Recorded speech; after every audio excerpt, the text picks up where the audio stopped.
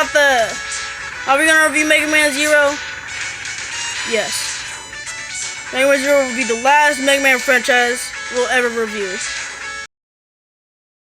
My god, it's been 4 whole years since the Mega Man X3 review and since that promise we made that we were going to review the Mega Man Zero and the Mega Man ZX games.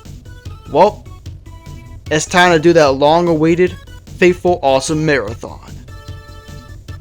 Man, I'm so bored. I really want to review the Mega Man Zero games, man. Well, luckily for you, Blue Toad, today is the day.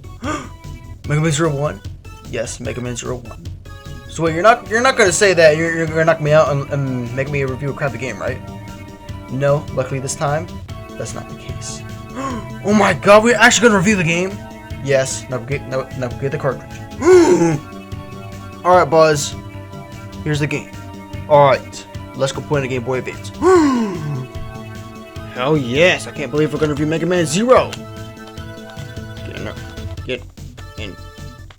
After the end of the Maverick Wars, Zero decides to seal himself inside a capsule in order to remove the Maverick virus inside his body, which was put there by his creator, Dr. Wily. According to his physician, this process will take 102 years. Zero accepts this and says X is more than capable enough to handle things on his own. During this time, X goes on to form Neo Arcadia, a utopia where humans and Reploids can live in peace. 1 century later, Seal, a human scientist, along with some resistance soldiers, head to the Forbidden Ruins where Zero is. On the way there, the resistance soldiers are shot down by X-bots and golems. Seal and 2 resistance soldiers make it to the Forbidden Ruins. Unfortunately for them, the X-bots are right on their tail. The X-bots kill the other 2 resistance soldiers, and as they're about to kill Seal, she uses her cyber elf, Passy, to reawaken Zero.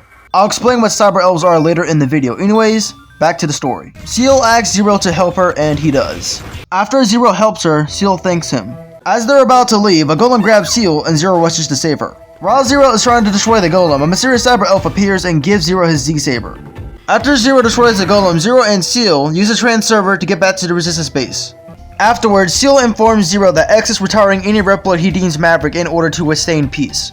After Zero hears this, he goes off to stop X. While he's doing missions for the Resistance, he meets the 4 Guardians of Master X, which are Harpuya, Fefnir, Leviathan, and Phantom, all designed in X's image. After Zero clears the stages, Seal informs Zero that the original X disappeared a while ago. In his absence, Seal, when she lived in Neo Arcadia, made a perfect copy of X that would act just like the original. However, Copy X went off to create his own vision of peace, which in his mind means falsely accusing innocent Reploids of being Maverick and retiring them for the sake of the humans. When Copy X became the leader of Neo Arcadia, that's when Seal left Neo Arcadia and formed the Resistance. After Zero takes care of Hanyu Machine, the mysterious cyber elf appears and tells the Resistance that they have access to the Neo Arcadia trans server. The mysterious cyber elf reveals that he's the original Mega Man X because he tells Zero to go terminate Copy X. Afterwards, Zero heads towards Neo Arcadia to stop Copy X. After Zero makes his way through Neo Arcadia, he encounters Copy X. After Zero kicks Copy X's ass, he tells Copy X that the original X wasn't as naive and as weak as he is. Furious by this, Copy X decides to blow himself up so he can take Zero out with him.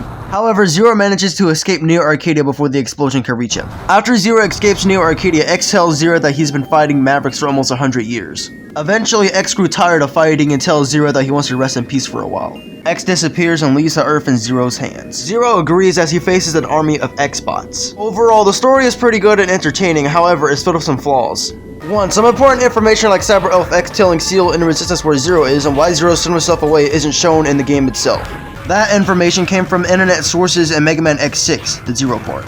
Unless if you played Mega Man X6 and read the entirety of Mega Man Zero 1's story, you're not gonna know why Zero sealed himself away and why the Resistance knows where Zero is. 2. For those who didn't know, the original plan KJ Inafune had in mind was for Mega Man X5 to be the end of the X series, and that originally Mega Man X was going to be the villain in this game. However, during the development of Mega Man Zero, KJ Inafune didn't know Mega Man X6 was a thing. Upon discovering Mega Man X6, he had to replace the whole Mega Man X being evil thing with Copy X. The decision I think worked out for the better because I honestly don't see Mega Man X becoming a dictator or retiring innocent Reploids for the sake of the humans. The only way I can ever see Mega Man X becoming a villain unless he got so tired of having to save the Earth from Mavericks all the fucking time, he just says, fuck it, I'm gonna commit genocide. Aside from that, the story is great and it's filled with great characters, except for the 4 Guardians because they don't have a lot of character in this game. However, the 4 Guardians will come back in Mega Man Zero 2 and 3 with more character, except Phantom because he's dead. The story also has great writing. With the story out of the way, let's move on to the title of the game. The title of the game is Mega Man Zero, while in Japan it's Rockman Zero. With the titles out of the way, let's get into the game. Mega Man Zero is a 2D side-scroller with hack and slash gameplay. I say that because Zero's gameplay is all about getting up close with enemies and ripping them apart with a 3-slash combo. However, Zero's Z-Saber has went through a few changes in this game. Zero can now charge his Z-Saber for a powerful slash, and he can also use his Z-Saber while dashing, which are great additions to Zero's gameplay. Like Ninja Gaiden, Zero can perform a rolling slash, which is very useful and fun to use. Unlike the X series, Zero has 3 additional weapons to use, which are the Buster, which is fine for long-range combat, but I prefer to use the Z-Saber's rolling slash because it's quicker. The Triple Rod, which is useless until level 3. When it's at level 3 or higher, it becomes a decent long-range weapon. And the Sheild Boomerang, which fucking sucks. It can block projectiles, but can only block lemons, which is useless because you're better off using the Z-Saber or the Buster. You can also charge up our rotating Boomerang, which sucks because it can only rotate around you and is very weak. Again, you're better off using the Z-Saber or the Buster. However, a massive problem with the Triple Rod and the Sheild Boomerang is that the game itself doesn't tell you that it exists. In fact, if you're playing the game blind, you're not even gonna know it's there. That, and also it doesn't tell you how many missions you have to clear in order to attain them. You may have noticed I said level 3 when I was talking about the Triple Rod. Before we get into that, let's talk about the stages. The stages in Mega Man Zero are interconnected with each other, kinda like a Metroidvania, such as if you go under Disposable Center, you'll be at the train area. If you go left instead of right, you'll be at the desert. The stages themselves are great and filled with fun enemies and great set pieces, such as the desert stages with the sucking Repliforce ships and the train stage with the fun enemies. However, there are stages in this game I never look forward to playing, such as the factory stages because of the goddamn log carrier sections. It was a pretty awful screen crunch. No, really, you could barely see the log carriers. The game likes to reuse the same stages, but they change it up, such as a revisit on the factory stage where you have to remove the bonds that are replaced there by Phantom. With the stages out of the way, let's get into the things I hate about this game. 1. The star system. In Mega Man Zero, your weapons start off weak. The more you use your weapons, the more powerful they become. Sounds good, right? Well, at the beginning of the game, Zero starts off with 1 slash out of the combo and he can't charge his Buster to the 2nd level, thus making the beginning of the game extremely hard for arbitrary reasons. Speaking of which, the difficulty in Mega Man Zero is in the medium range. Anyways, back to the star system. The star system makes the bosses harder because you literally have to throw yourself at the boss and hope your 1 slash and weak Buster kills the boss first before he kills you. That or ground enemies until you get the charged saber and the rolling slash. It's not a huge problem because it only takes 20 to 30 minutes until you get a 5-star saber. But say if you want to use a different weapon that's not the Z-Saber, then you have to do that grinding session again with the Buster. If you're someone that uses the Triple Rod and the Sheild Boomerang, then you have to do 4 fucking grinding sessions, which equals an hour and a half or 2 hours wasted on grinding enemies. However, that's just the beginning of Mega Man Zero grinding. 2. Cyber L/Energy Crystals. Unlike Mega Man X, you can't find heart tanks and sub tanks in the stages anymore. Instead of that, you get your health upgrades and sub tanks from Cyber L's. Speaking of which, I guess it's time to explain what Cyber L's are. Cyber L's are light energy forms of artificial intelligence. Basically, they're Dr. Light from X5 to Extreme 2. You can find the Cyber L's in the stages or by killing a specific enemy a few times. The Cyber L's are split into 3 different categories: Nurse, Animal, and Hacker. Nurse deals with health and sub-tanks, Animal deals with physical performance, and Hacker deals with game data. By the way, you can have 3 Cyber L's at a time. However, once you find them, you have to deal with another huge problem: energy crystals. Some Cyber L's can be used until you feed them a specific number of energy crystals. Doesn't sound like a problem, right? Well, the amount the health grade Cyber L's need is 715 energy crystals, while the sub-tank Cyber L's need 1200 energy crystals. 1 Cyber Elf costs 3,000 energy crystals in exchange for a double health bar. By the way, small energy crystals are worth 4, while the big ones are worth 16.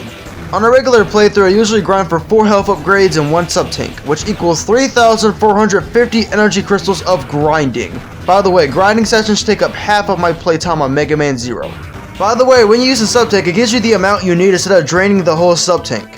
The last major flaw of this game is retry chips. They don't really bother me much, but since this is a game review, and for the sake of those who haven't played this game yet, I'm gonna talk about it anyway. Retry chips are basically lies, but with one massive difference. When you get a game over of lies, you get to retry the stage again, you don't lose anything besides your progress on the stage. When you get a game over of retry chips, you can't retry the stage again, and the mission is considered a failure. This is a problem when the stage has an elemental chip.